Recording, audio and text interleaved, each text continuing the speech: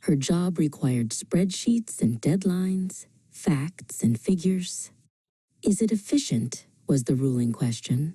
But efficiency, she realized one Tuesday afternoon, was a rough tool. It measured the width of a stream, but never the coolness of the water. Her colleague, Julian, clapped a hand on her shoulder. Big quarter coming up, Sylvie. We need raw data, no fluff. Julian championed sense. Sense told you the pavement was dry. But sensibility, Sylvie mused, was what noticed the faint metallic scent of rain gathering far over the city skyline.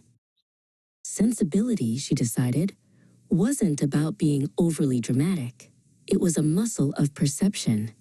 It was the ability to receive the world not just as a sum of parts, but as a symphony of subtle notes that only keen attention could hear.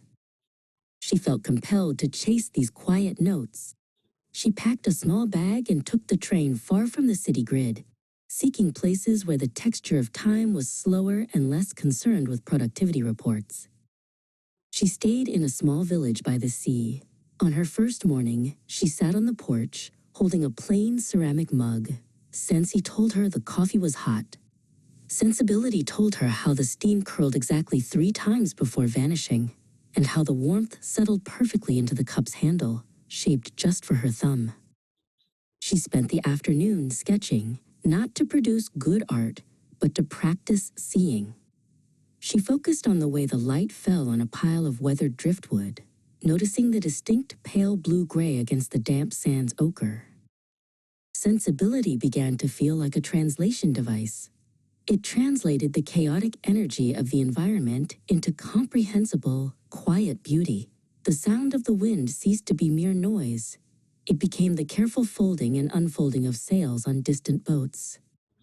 Later that week, she walked through a quiet, specialized library, running her hand along the spines of old books.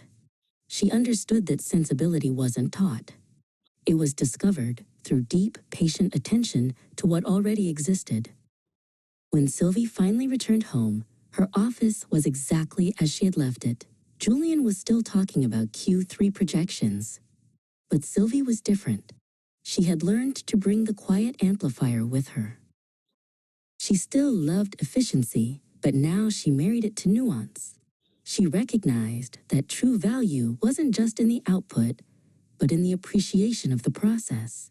Sensibility was the hidden logic, the vital connection between understanding the world and truly inhabiting it.